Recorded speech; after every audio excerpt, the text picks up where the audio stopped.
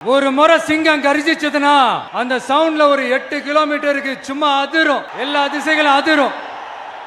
அப்படிப்பட்ட அந்த சிங்கம் வேட்டைக்கு மட்டும்தான் வெளியில வரும், வேடிக்கை பார்க்கறதுக்கெல்லாம் வெளியில வராது. வேட்டையில கூட உயிரோடு இருக்கிற மிருகங்களை தான் வேட்டையாடும். அதுலயும் பெரும்பாலும் தன்னை விட பெரிய சைஸ் உள்ள மிருகங்களை தான் குறி வச்சு தாக்கும், ஜெயிக்கும்.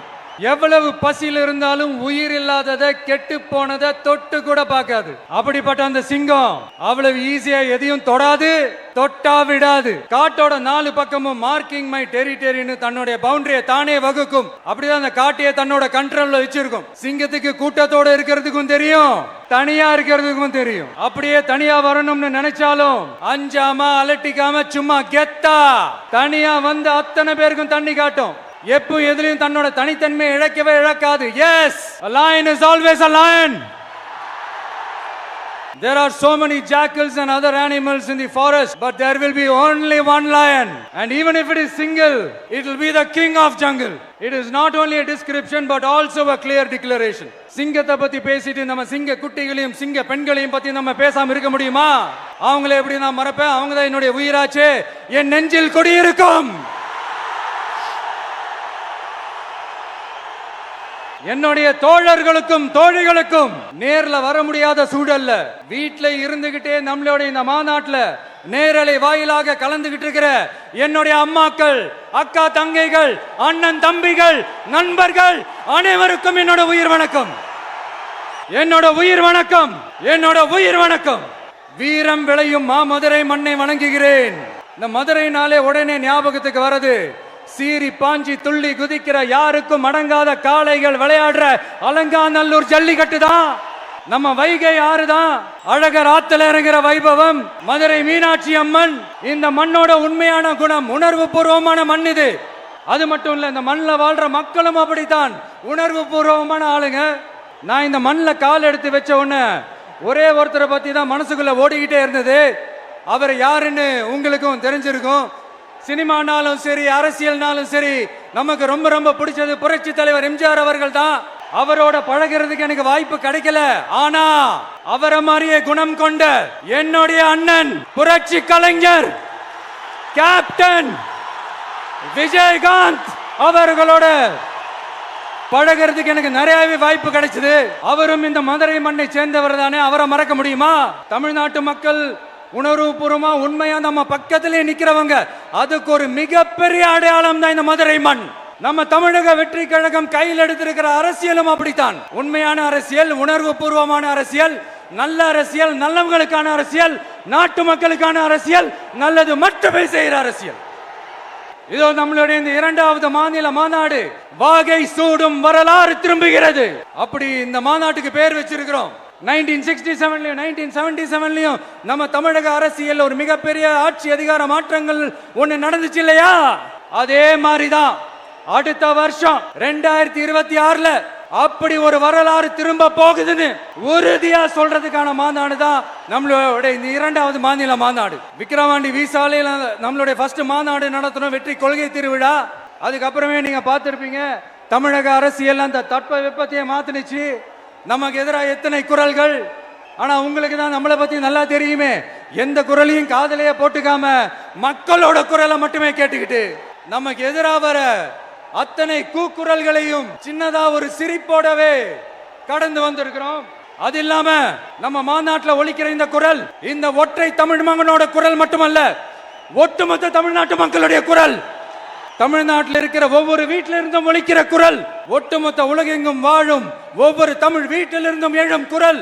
இந்த சினிமா என்கிற மாபெரும் கலை ஆயுதத்தின் வாயிலாக சாதி, மதம், இனம், பாலினம், மொழி கடந்து இந்த நாட்டின் மூளை முடுக்கெங்கும் ரசிகர்களாக இருந்து தோழர்களாக நம்மோடு பயணிக்க துவங்கியுள்ள அனைவரோடும் இணைந்த ஒவ்வொரு மனிதருக்காகவும் ஒலிக்கிற உரிமை குரல். மாநில உரிமைக்காக, பெண் உரிமைக்காக, சமூக நீதிக்காக, சமநீதிக்காக, மதச்சார்பின்மைக்காக உண்மையா ஒலிக்கிற குரல்.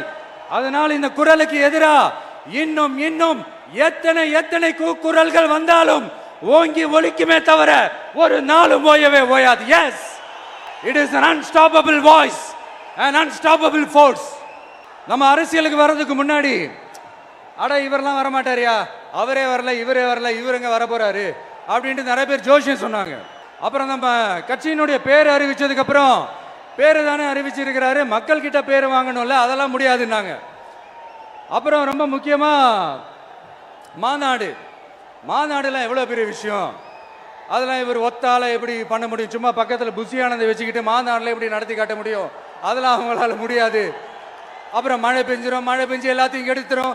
ஏன் என் கூட இருக்கிறவங்களே கூட தான் சொன்னாங்க. அதுக்கப்புறம் என்ன நடந்துச்சுன்னு உங்க எல்லாருக்குமே தெரியும். இப்ப புதுசா ஒண்ணு சொல்ல ஆரம்பிச்சிருக்கிறாங்க. அது என்னடானா, ஆட்சியை பிடிக்கிறதெல்லாம் அவ்வளவு ஈஸி இல்லை இல்லையா. இப்ப அதெல்லாம் விட்டாங்க. இப்ப இங்க வந்துட்டாங்க. இவர் நேரா ஷூட்டிங்ல இருந்து வருவாராம், வந்து ஆட்சியை பிடிப்பாராம். அது எப்படி இவராலே முடியும்? அவராலேயே முடியல. அவருக்கு அத்தனை வருஷம் ஆச்சு, இவராலே எப்படி முடியும்ட்டு ஒரு பக்கம். இன்னொரு பக்கம் கூட்டம்லாம் ஓகே தான், அது எப்படி ஓட்டா மாறும் அப்படின்றது இன்னொரு பக்கம். இப்படி கதை, திரைக்கதை, வசனம், இயக்கம், பாடல்கள். இந்த அரசியல் ஆய்வாளர்களுக்கு நான் சொல்றதெல்லாம் ஒன்னேதான், நல்லா கேட்டுக்கங்க. இந்த விஜய் ஏதோ இந்த பல லட்சம் பேர் கூடுற கூட்டத்தில் மட்டுமே இருக்கிறாரு அப்படின்னு மட்டும் தப்பு கணக்கு போட்டாதீங்க.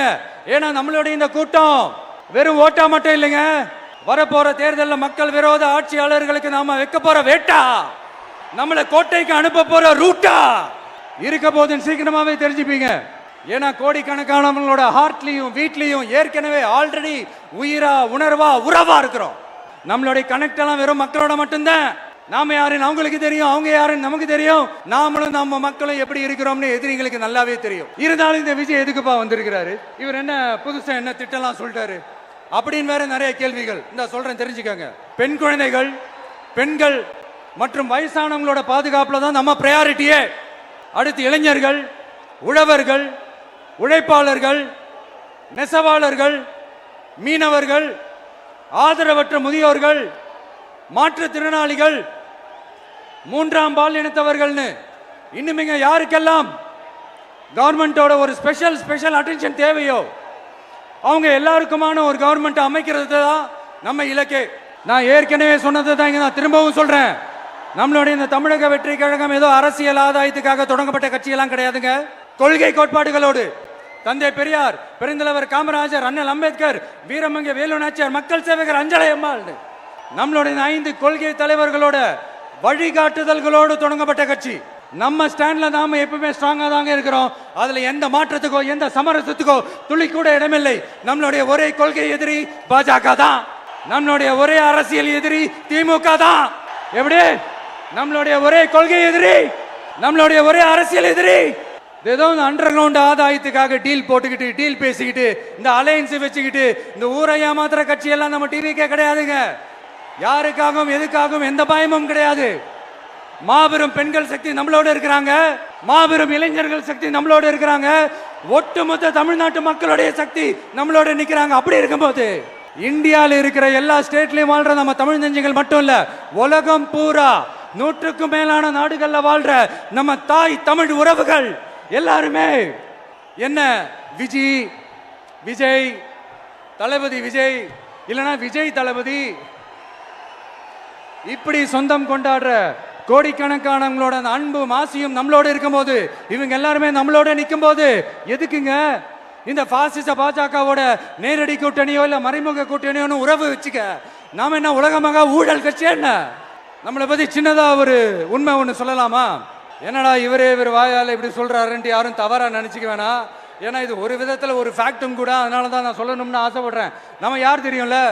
நாம எல்லாருமே சொல்றேன், நாம யார் தெரியும்ல? இந்தியாவின் மாபெரும் மக்கள் சக்தி கொண்ட ஒரு மகத்தான வெகுஜன மக்கள் படை. அதனால நம்ம தலைமையில நாம் அமைக்க போற இந்த உண்மையான மக்களாட்சிக்கான அச்சாரமாக மாபெரும் மக்கள் சக்தியே அணி அணியாக நம்மளோட திரண்டு நிக்கிறப்போ இந்த அடிமை கூட்டணியில சேர வேண்டிய அவசியம் நமக்கு இருக்குங்க. நம்மளுடைய இந்த கூட்டணி சுயமிழந்த கூட்டணியெல்லாம் இருக்காது, சுய மரியாதை கூட்டணியா தான் இருக்கும். இந்த ஒரு பக்கம் RSS கிட்ட அடிபணிஞ்சுக்கிட்டு, இன்னொரு பக்கம் மதச்சார்பற்ற கூட்டணின்னு இந்த மக்களை ஏமாத்துற கூட்டணியெல்லாம் நம்ம கூட்டணி இருக்காது. நான் இப்பவும் சொல்றேன், நம்மளை நம்பி வர்றவங்களுக்கு ஆட்சியிலும் அதிகாரத்திலும் உறுதியாக பங்களிப்பு செய்யப்படும். உடனே இந்த கேள்விகள்லாம் வரும். அப்ப யாரு கூட்டணி, யாரு வரா, யாரு போறா, இந்த கேள்விகள்லாம் வரும். இந்த கேள்விகளுக்கெல்லாம் ஒரே ஒரு பதில் தான், சஸ்பென்ஸ்ல சஞ்சாரம் செய்யுங்க. ஆனா ஒண்ணு, 2026 2 பேருக்கு நடுவுல தான் போட்டியே. ஒன்னு டிவிகே, இன்னொன்னு டிஎம்கே. இந்த போட்டி எப்படி இருக்க போதுன்னா, இந்த அலையன்ஸை வச்சு எப்படியாவது நம்ம தப்பிச்சிடலாம். என்ன இந்த பழைய இந்த மேத்தமேட்டிக்ஸ் அரித்மேட்டிக்ஸ் இதெல்லாம் வச்சு எப்படியாவது நம்ம தப்பிச்சிடலாம் அப்படின்னு நினைக்கிறவங்களோட அந்த கனவு ஒரு நாளும் மைப்படாது. சரி, இப்ப நம்ம வேற ஒரு ஏரியாவுக்கு ஒன்று வருவோம். எதிர்காலம் வரும், என் கடமை வரும், இந்த கூட்டத்தின் ஆட்டத்தை ஒழிப்பேன். மக்கள் அரசியல் என்ற அந்த சவுக்க கையில் எடுக்கலாமா? யாருக்கு எதிரான தானே கேட்கிறீங்க? வேற யாரு? மறைமுக உறவுக்காரர்களான பாசிச பாஜகவும் பாய்சன் திமுகவும் தான். மாண்புமிகு பிரதமர் நரேந்திர மோடிஜி அவர்களே 3வது முறையா ஒன்றியத்தோட ஆட்சி அதிகாரத்தை நீங்க தானே கையில் வச்சிருக்கிறீங்க. இல்ல, நாங்க தெரியாம தான் கேட்கிறோம். நீங்க ஆட்சிக்கு வந்தது ஒட்டுமொத்த மக்களுக்கும் நல்லது செய்யவா, இல்ல நம்மளுடைய இந்த இஸ்லாமிய நண்பர்களுக்கும் இஸ்லாமிய தோழர்களுக்கும் எதிராக சதி செய்யவா? மக்களுக்கு உங்ககிட்ட கேட்கறதுக்குன்னு ஏராளமான கேள்விகள் இருக்குது. அதனால அவங்க சார்பா அவங்கள ஒருத்தனா அவங்களோட ஒரு உண்மையான ஒரு பிரதிநிதியா உங்ககிட்ட சில கேள்விகள் கேட்கணும். மிஸ்டர் பிரைம் மினிஸ்டர் அவர்களே, நம்ம தமிழ்நாட்டு மீனவர்கள் கிட்டத்தட்ட ஒரு 800 பேருக்கு மேல இலங்கை கடற்படையால தாக்கி அழிக்கப்பட்டிருக்கிறாங்க. அதை கண்டிக்கிறதுக்காக உங்களை பெருசா எதுவும் செய்ய சொல்லல, சின்னதா ஒண்ணே ஒண்ணு மட்டும் செஞ்சு கொடுங்க. இனிமேலாச்சும் எங்களுடைய மீனவர்கள் பாதுகாப்பா இருக்கிறதுக்காக இந்த கச்சத்தீவை இலங்கை கிட்ட இருந்து மீட்டு கொடுத்துருங்க, அது போதும். உங்களுடைய இந்த முரட்டு பிடிவாதத்தால நீங்க நடத்துற இந்த நீட்டு தேர்வு, அதனால இங்க என்னென்ன நடக்குதுன்னு சொல்றதுக்கே மனசு வலிக்குது. அதனால அந்த நீட்டு தேர்வு தேவையில்லைன்னு அறிவிச்சிருங்க, அது போதும். செய்வீர்களா திரு நரேந்திரபாய் தாமோதர் மோடிஜி அவர்களே? எங்களுக்கு என்னென்ன தேவையோ என்னென்ன நல்லதோ அதெல்லாம் செய்ய மாட்டேங்கிறீங்க. ஆனா ஆட்சி அதிகாரத்தை மட்டும் கையில வச்சுக்கிட்டு மக்களை ஏமாத்த நேரடியாக ஒரு பாசிச பாஜக அடிமை கூட்டணி ஒண்ணு. அடுத்து உங்களோட இந்த மைனாரிட்டி ஆட்சியை ஓட்டுறதுக்காக மறைமுகமாக RSS அடிமை குடும்பம்னு இன்னொரு கூட்டணி. இப்படி மக்கள் சக்தியே இல்லாத இந்த ஊழல் கட்சிகளை மிரட்டி அடிபணிய வச்சு 2029 வரைக்கும் சொகுசு பயணம் போயிடலாம்னு திட்டம் தீட்டி வச்சிருக்கிறீங்க. அதானே ஜி? என்ன ஜி? ஒண்ணு மட்டும் சொல்றேன், தெரிஞ்சுக்கங்க. என்னதான் நீங்க இந்த நேரடி மறைமுக கூட்டணி குட்டிகரணம் போட்டாலும் தாமரை இலையில தண்ணியே ஒட்டாது. தமிழக மக்கள் மட்டும் எப்படி ஒட்டுவாங்க? இங்க ஒரு MP சீட்டு கூட தரலன்றதுக்காக தமிழ்நாட்டுக்கும் தமிழ்நாட்டு மக்களுக்கும் எதுவுமே செய்யாம ஓரவஞ்சனை செய்யுது இந்த ஒன்றிய பாஜக அரசு. சங்கம் வச்சு தமிழ் வளர்த்த மண் இந்த மதுரை மண். அதனால இங்க அந்த கீழடியில கிடைச்ச ஆதாரங்களை எல்லாம் மறைச்சிட்டு எங்க நாகரிகத்தையும் எங்க வரலாறையும் அழிக்கிறதுக்காக உள்ளடி வேலை செய்யலாம்னு நினைக்கிறீங்க. தமிழ்நாட்டை தொட்ட என்ன நடக்கும் நீங்க பல உதாரணங்கள் இருக்குது. அதனால இதையெல்லாம் மறைச்சிட்டு எங்க மக்களை ஏமாத்திடலாம்னு மட்டும் நினைக்காதீங்க. மத நல்லிணக்கத்திற்கு பெயர் பெற்ற இந்த மதுரை மண்ணிலிருந்து சொல்றேன், உங்க எண்ணமெல்லாம் ஒரு நாளும் ஈடேறாது. எம்ஜிஆர்னா யார் தெரியும்ல? அவர் மாஸ்னா என்னன்னு தெரியும்ல? அவர் உயிரோடு இருக்கிற வரைக்கும் அந்த சிஎம் சீட்டை பத்தி ஒருத்தராலையும் நினைச்சு கூட பார்க்க முடியல, கனவு கூட காண முடியல. எப்படியாவது அந்த சிஎம் சீட்டை என்கிட்ட கொடுத்துருங்க, என் நண்பர் எம்ஜிஆர் திரும்ப வந்ததுக்கு அப்புறம் நான் திருப்பி கொடுத்துறேன்னு தன்னோட எதிரியை கூட மக்கள் கிட்ட கெஞ்ச வச்சவர் எம்ஜிஆர். எப்படி கெஞ்ச வச்சு? அதனால எம்ஜிஆர் அவர்கள் ஆரம்பிச்ச அந்த கட்சியை கட்டி காக்கிறது யாரு? இன்னைக்கு அந்த கட்சி எப்படி இருக்குது அதை நான் சொல்லிதான் உங்களுக்கு தெரியணுமா? அப்பாவி தொண்டர்கள் அதை வெளியில சொல்ல முடியாம வேதனையில தவிக்கிறாங்க. 2026 சட்டமன்ற தேர்தலில் யாருக்கு ஓட்டு போடணும், எப்படிப்பட்ட ஆட்சி இங்க அமையணும்னு அந்த அப்பழுக்கற்ற அந்த தொண்டர்களுக்கும் ரொம்ப நல்லாவே தெரியும். அதனால என்ன வேஷம் போட்டுக்கிட்டு பாஜக இங்க தமிழ்நாட்டுக்குள்ள வந்தாலும் அவங்க வித்தை எல்லாம் இங்க வேலைக்கே ஆகாது. இப்படி பொருந்தா கூட்டணியா இந்த பாஜக கூட்டணி இருக்கிறதுனால இப்ப ஆட்சியில இருக்கிற இந்த வெற்றி விளம்பர மாடல் திமுக என்ன செய்துன்னு தெரியும்ல? பாஜகவோட உள்ளுக்குள்ள ஒரு உறவை ஒண்ணு வச்சுக்கிட்டு வெளியில எதிர்க்கிற மாதிரி ஒரு டிராமா ஒண்ணு பண்ணிக்கிட்டு, எதிர்கட்சியா இருந்தா போங்க மோடின்னு பலூன் விடுறது, ஆளுங்கட்சியா இருந்தா வாங்க மோடின்னு கொடை பிடிச்சுக்கிட்டு கும்பிடு போடுறது. இது மட்டுமா? ஒரு ரைடுன்னு ஒன்று வந்துட்டா போதும், இது வரைக்கும் போகவே போகாத ஒரு மீட்டிங், அதை காரணம் காட்டி டெல்லிக்கு போறது, அங்க ஒரு சீக்கிரட் மீட்டிங் நடத்துறது. நல்லா நோட் பண்ணணும் மக்களே, அந்த மீட்டிங் அப்புறம் இந்த இஷ்யூ அப்படியே காணாம போயிருக்குமே. அதேதான் Stalin uncle, what uncle is very wrong uncle. இப்படி தமிழ்நாட்டில் இப்ப நடக்கிற இந்த ஆட்சியினுடைய லட்சணத்தை பார்த்துக்கிட்டு நாம எப்படி சும்மா இருக்க முடியும்? ஒரு தவறு செய்தால், அதை தெரிந்து செய்தால், அவர் கபட நாடக MK ஸ்டாலின் அங்கிளாகவே இருந்தாலும், அங்கிள் உங்களுக்கு மனசாட்சின்னு ஒன்று இருந்துச்சுன்னா நாங்க கேட்கிற கேள்விகளுக்கு மட்டும் கொஞ்சம் பதில் சொல்லுங்க அங்கிள். நீங்க நடத்துற இந்த ஆட்சியில நேர்மை இருக்கா, நியாயம் இருக்கா, ஊழல் இல்லாம இருக்கா, சட்டம் ஒழுங்கு சரியா இருக்கா, பெண்களுக்கு பாதுகாப்பு இருக்கா, பொதுமக்களுக்கு பாதுகாப்பு இருக்கா, இயற்கை வளங்களுக்கு பாதுகாப்பு இருக்கா? சொல்லுங்க மை டியர் அங்கிள், சொல்லுங்க. டாஸ்மாக்ல மட்டுமே இது வரைக்கும் 1000 கோடிக்கு மேல ஊழல்னு சொல்றாங்க. அதுல மட்டுமா தப்பு நடக்குது? வேற எதுல தான் நடக்கல? உலகத்திலே மிஸ்டர் கிளீன் ரெக்கார்ட்ஸ் எல்லாம் உங்களுக்கும் உங்க கூட இருக்கிறவங்களுக்கும் மட்டும்தான் அங்கிள் கொடுக்கணும். இதை பார்த்து வாயே இல்லாத ஊரு கூட வயிறு வலிக்கு சிரிக்குது. பெண்களுக்கு 1000 ரூபாய் கொடுத்துட்டீங்கன்னா போதுமா அங்கிள்?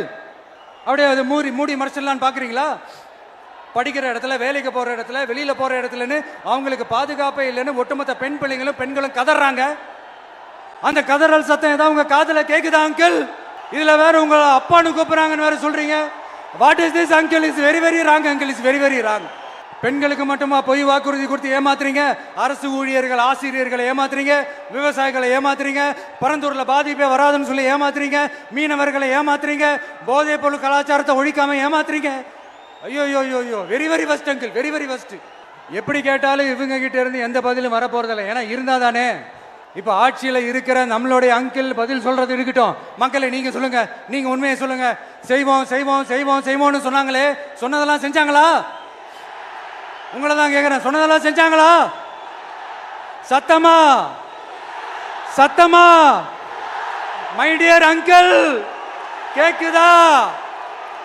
மக்களோட சத்தம் கேக்குதா? இது வெறும் சாதாரணமான முழக்கம் தான். கூடிய சீக்கிரம் மக்களை போய் சந்திக்க போறேன், அவங்களோட மனசு விட்டு பேச போறேன். அதுக்கப்புறம் இந்த சாதாரணமான முழக்கம் இடி முழக்கமா மாறும். அத்தோட நிக்காது. அந்த இடி முழக்கம் தமிழ்நாட்டோட போர் முழக்கமா மாறும். அந்த போர் முழக்கம் உங்களை ஒரு நிமிஷம் கூட தூங்க விடாது. நடக்குதா இல்லையான்னு பாருங்க. என்னடா இவன் இவ்வளவு ஸ்ட்ராங்கா சொல்றானேன்னு பாக்குறீங்களா? எல்லாரும் கட்சி ஆரம்பிச்சதுக்கு அப்புறம் தான் ஒவ்வொரு வீட்டுக்குள்ளேயும் போறதுக்கு ட்ரை பண்ணுவாங்க. ஆனா நாங்க அப்படி இல்லை. ஒவ்வொரு வீட்டுக்குள்ளேயும் போனதுக்கு அப்புறம் தான் கட்சியாவே ஆரம்பிச்சிருக்கிறோம். அதனால ஒட்டுமொத்தமா எல்லாருமா சேர்ந்து இந்த திமுக ஆட்சிய, கபட நாடக திமுக ஆட்சிய 2026 தேர்தலில் வீட்டுக்கு அனுப்புறோம். வீட்டுக்கு அனுப்புறோம். என்ன நண்பா, சரிதானே? என்ன நண்பி, செய்வீர்கள் தானே? இப்போ உங்களுக்கு சின்னதா ஒரு சர்ப்ரைஸ். நம்ம கட்சியினுடைய வேட்பாளர் பட்டியலை இப்ப நான் அறிவிக்க போறேன். மதுரை கிழக்கு வேட்பாளர் விஜய். இன்னும் முடிக்கல, ஒரு நிமிஷம், இன்னும் முடிக்கல. மதுரை மேற்கு வேட்பாளர் விஜய். மதுரை மத்தி வேட்பாளர் விஜய். மதுரை தெற்கு வேட்பாளர் விஜய். மதுரை வடக்கு வேட்பாளர் விஜய். மேலூர் விஜய். சோழவந்தான் விஜய். திருப்பரங்குன்றம் விஜய். திருமங்கலம் விஜய். உசிலம்பட்டி விஜய். என்னடா எல்லா தொகுதியிலையும் ஒரே வேட்பாளர்னு பாக்குறீங்களா? 234 தொகுதியிலையும் இந்த விஜய் தான். அதாவது உங்க விஜய் தான் உங்க சின்னம். இன்னும் சிம்பிளா சொல்லணும்னா, உங்க வீட்டில் இருக்கிற ஒருத்தர் தான் வேட்பாளரா நிக்க போறாங்க.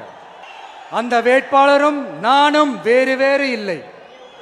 நீங்க அவருக்கு ஓட்டு போட்டீங்கன்னா எனக்கு ஓட்டு போட்ட மாதிரி, இந்த முகத்துக்காக நீங்க ஓட்டு போட்டீங்கன்னா உங்க வீட்டில் இருக்கிற உங்களுடைய வேட்பாளர் ஜெயிச்ச மாதிரி. என்னடா இவர் ஏதோ ஓவரா சொல்றாருன்னு நினைக்க வேணாம். பிராக்டிக்கலா அப்படிதான் இருக்கும், அப்படிதான் இருக்கணும். நீங்களும் அப்படிதான் நினைப்பீங்கன்னு நான் நம்புறேன். ஏன்னா இது நம்மளை விட நம்ம எதிரிங்களுக்கு இன்னும் நல்லாவே தெரியும். அதனால எல்லாம் இந்த அதிகார பலம் எல்லாத்தையும் தூக்கிட்டு வந்துருவாங்க. வரட்டும், பாத்துக்கலாம். TVK will take it, TVK will meet it, TVK will compete with it and TVK will conquer it, TVK will conquer it. இந்த நேரத்துல நம்ம மனசுல இருக்கிறத மக்கள் கிட்ட சொல்லி ஆகணும். தூத்துக்குடி ஸ்னோலினோட அம்மா என்ன அவங்களோட தம்பி, இன்னும் அவங்க பொண்ணுக்கு நான் தாய் மாமன்னு சொன்னாங்க. அந்த அக்காவோட குழந்தைக்கு மட்டும் இல்லைங்க, என்ன அண்ணனா தம்பியா நினைக்கிற தமிழ்நாட்டில் இருக்கிற என்னோட எல்லா சகோதரிகளின் குழந்தைகளுக்கும் நான் இன்னைக்கு மட்டும் இல்ல, என்னைக்குமே ஒரு தாய் மாமனா தான் இருப்பேன். நீங்க எல்லாரும் என்னுடைய ரத்த உறவு. கூட பிறந்த பொறுப்பு. என் வீட்டு ரேஷன் கார்டில் வேணா உங்க பேர் இல்லாம இருக்கலாம், உங்க வீட்டு ரேஷன் கார்டில் வேணா என் பேர் இல்லாம இருக்கலாம். ஆனா நாம் எல்லாரும் ஒண்ணுதான், உறவுதான். நமக்கு இடையே எந்த அரசியலும் உள்ள நுழையவே முடியாது. என்கிட்ட இருந்து உங்களையும் உங்ககிட்ட இருந்து என்னையும் எந்த சக்தியாலும் பிரிக்கவே முடியாது. அப்புறம் நான் ஒன்னும் இந்த மார்க்கெட் போனதுக்கு அப்புறம் ரிட்டையர் ஆனதுக்கு அப்புறம் அடைக்கலம் தேடி அரசியலுக்கு வரல. படைக்கலனோட வந்திருக்கிறோம். பவர்ஃபுல் போர்ஸோட, மாபெரும் படை வரிசையோட, எல்லாத்துக்கும் தயாராகி தான் வந்திருக்கிறோம். இவ்வளவு தயாரா நாம அரசியலுக்கு வர்றதுக்கு ரொம்ப ரொம்ப முக்கிய காரணம் ஒண்ணு இருக்கு. அது என்ன தெரியுமா? நன்றி கடன், நன்றி கடன், நன்றி கடன். கிட்டத்தட்ட ஒரு 30 வருஷமா, 30 வருஷத்துக்கு மேல நீங்க தான், நம்ம மக்கள் தான் என் கூட நிக்கிறீங்க, எனக்காக நிக்கிறீங்க, என்னை தாங்கி பிடிக்கிறீங்க, மனசுல ஏந்தி பிடிக்கிறீங்க, தாய் அன்போட மடியில ஏந்திக்கிறீங்க. உண்மையை சொல்லணும்னா வேற யாரை விடவும் எனக்கு இந்த அன்பையும் ஆதரவையும் கொடுத்துருக்கிறீங்க. என் மேல உயிரையே வச்சிருக்கிறீங்க. என்ன உங்க வீட்டுல ஒருத்தனாவே ஆக்கிட்டீங்க. நீங்க எனக்கு கடவுள் கொடுத்த வரம். உலகம் பூரா நமக்காக நம்ம கூட நிக்கிற நம்ம மக்களை நான் எப்படி மறப்பேன்? நான் என் லைஃப்ல ரொம்ப உயிரா நினைக்கிறது பெண்களை, குழந்தைங்களை, இளைஞர்களை, உழைக்கிற மக்களை தான். இவங்க தான் நம்மளோட வகைரா. இதை பார்த்து தான் நம்மளோட எதிரிகளுக்கு பத்தி எரியுது. அதுக்காக நாம் என்ன செய்ய முடியும்? அதனால நம்ம உறவுகளை, சொந்தத்தை, வகைராவை யாருக்காகவும் எதுக்காகவும் விட்டு கொடுக்க முடியாது இல்லையா? Here at this moment among this August gathering, I want to open my heart and say I enjoy people, I respect people, I worship people. சரிப்பா, இவ்வளவு செஞ்ச நம்ம மக்களுக்கு நன்றி கடனா உன்னால முழுமையா செலுத்த முடியுமான்னு கேட்டா சத்தியமா சொல்றேன், என்னால முடியாதுதான். இன்னும் எத்தனை ஜென்மம் எடுத்தாலும் அந்த நன்றி கடனை என்னால தீர்க்கவே முடியாது. அப்புறம் என்ன மானாவுக்கடா நீ வந்திருக்க தானே கேட்குறீங்க? மைண்ட் வாய்ஸ் கேட்ட மாதிரி இருந்தது. வாழ்நாள் முழுக்க நம்ம மக்களுக்காக ஆதரவா துணையா நிக்கிறத தவிர, அவங்களுக்காக உழைக்கிறத தவிர எனக்கு வேற எந்த எண்ணமும் இல்லை. எனக்கு இப்ப வேற வேலையும் இல்லை. இனிமே எனக்கு இதுதான் என் வேலையே, என் கடன். இனி என் மக்களுக்கு பணி செய்து கிடப்பதே. இப்படியா ஹார்ட் டு ஹார்ட் யதார்த்தமா பேசிய பழகிட்டோம். இதுக்கு மேலேயும் எனக்கும் மக்களுக்கும் இடையே இருக்கிற அந்த உறவை பத்தி நான் பேச ஆரம்பிச்சேன்னா ஒரு மாதிரி எமோஷனல் ஆகிடுவேன். அப்புறம் அதை கண்ட்ரோல் பண்ணுறது ரொம்ப கஷ்டம். அதனால என்னை மனசார நேசிக்கிற நம்ம மக்களுக்கு ஒன்றே ஒன்று சொல்கிறேன். இந்த விஜய் உங்க விஜய், உங்களுக்கான விஜய், உங்களுக்காக மட்டுமே இருக்கிற விஜய். உங்க கூட நிற்க, உங்களுக்காக நிற்க, உண்மையா நிற்க, உணர்வோட நிற்க, உறுதியா நிற்க, உங்க கூட பேச, உங்களுக்காக பேச, உண்மையா பேச, உணர்வோட பேச, உறுதியா பேச, உங்களுக்காக சேவை செய்ய உங்க விஜய். நான் வர சொல்லல முக்கியம், செயல் செயல் செயல் தான் முக்கியம். செய்கை தான் சும்மா சிறப்பா இருக்கணும். நான் ஆட்சிக்கு வந்தேன்னா சும்மா அது செய்வேன், இது செய்வேன், நல்லது செய்வேன், உருட்டுவேன், புரட்டுவேன், அதெல்லாம் கிடையாது. செய்யறதுக்கு, நல்லது செய்யறதுக்கு, நல்லது செய்யறதுக்கு மட்டும்தான் இந்த விஜய். அப்புறம் ஒரு அரசியல் தலைவன், அவன் சினிமாக்காரனா, நல்லவனா, கெட்டவனா, இதெல்லாம் தாண்டி அவன் உண்மையானவனா, அதுதான் ரொம்ப ரொம்ப முக்கியம். இது சம்பந்தமா ஒரு குட்டி கதை ஒன்று சொல்றேன். ஒரு நாட்டில் ஒரு ராஜா தனக்கு பக்கபலமா இருக்கிறதுக்காக, கூட துணையா இருக்கிறதுக்காக ஒரு தளபதியை தேடுறாரு. சரியான தகுதிகளோட ஒரு 10 பேர் செலக்ட் ஆகுறாங்க. ஆனால் அதில் ஒருத்தர் மட்டும் தான் செலக்ட் பண்ணணும். அதனால அந்த ராஜா என்ன பண்றாருன்னா ஒரு டெஸ்ட் வைக்கிறாரு. அந்த 10 பேர் கையிலையும் விதை நெல்லை கொடுத்து இதை நல்லா வளர்த்து கொண்டு வாங்க, ஒரு 3 மாசம் கழிச்சு வாங்கன்னு சொல்லி அனுப்பி வச்சிடுறாரு. 3 மாசம் கழிச்சு வரும்போது அதில் ஒருத்தர் ஆள் உயரத்துக்கு வளர்த்துருந்தாரு, ஒருத்தர் தோல் உயரத்துக்கு வளர்த்துருந்தாரு. அதில் ஒரு 9 பேரும் நல்லா வளர்த்து கொண்டு வந்திருந்தாங்க. ஒருத்தர் மட்டும் வெறும் தொட்டியோடவே வந்தார். என்னன்னு கேட்டதுக்கு, நானும் தண்ணி ஊற்றி ஊற்றி பார்க்குறேன், உரம் வச்சு வச்சு பார்க்குறேன், வளரவே மாட்டேங்குது ராஜா, என்ன பண்ணுறதுன்னு தெரியலன்னு சொன்னதுக்கு ராஜா அவரை கட்டி அணைச்சிக்கிட்டு, இனிமே நீதான் என்னுடைய தளபதி, எல்லா அதிகாரமும் உனக்கு தான் சொன்னார். ஏன்னா அந்த 10 பேர் கையிலையும் ராஜா கொடுத்தது அவித்த விதை நெல், அது முளைக்கவே முளைக்காது. அந்த 9 திருட்டு பயலும் என்ன பண்ணியிருக்காங்கன்னா வேற விதை நெல்லை வாங்கி அதை வளர்த்துட்டு ராஜாவையும் மக்களையும் ஏமாத்திருக்கிறாங்க. ஆனா இவர் மட்டும் உண்மையை போட்டு உடைச்சிட்டார். அதனால ஒரு நாட்டுக்கு திறமை எந்த அளவுக்கு முக்கியமோ அந்த அளவுக்கு உண்மையும் நேர்மையும் முக்கியம். இப்போ நீங்க எல்லாரும் தான் அந்த ராஜா. நீங்க தேர்ந்தெடுக்க போற அந்த தளபதி சும்மா சினிமாக்காரன் சினிமாக்காரன் சினிமாக்காரன். அம்பேத்கர் அவர்களை தோக்கடிச்சது சினிமாக்காரன் இல்ல, அரசியல்வாதி. காமராஜர் அவர்களை தோக்கடிச்சது, இங்க விருதுநகர் பகுதியில் தோக்கடிச்சது சினிமாக்காரன் இல்ல, இன்னொரு அரசியல்வாதி. இன்னைக்கும் நம்ம கூட வாழ்ந்துட்டு இருக்கிற நல்ல கண்ணு ஐயாவை தோக்கடிச்சது சினிமாக்காரன் இல்ல, அரசியல்வாதி. இப்படிப்பட்ட நல்ல நல்ல தலைவர்களை எதிர்த்து நின்று தோக்கடிக்கணும்னு அந்த எண்ணத்தை உருவாக்குனது சினிமாக்காரன் இல்ல, அரசியல்வாதி. அதனால எல்லா அரசியல்வாதியும் அறிவாளியும் கிடையாது, எல்லா சினிமாக்காரனும் முட்டாளும் கிடையாது. கான்பிடண்டா இருங்க, நல்லதே நடக்கும், வெற்றி நிச்சயம். மீண்டும் சந்திக்கும் வரை நன்றி, வணக்கம்.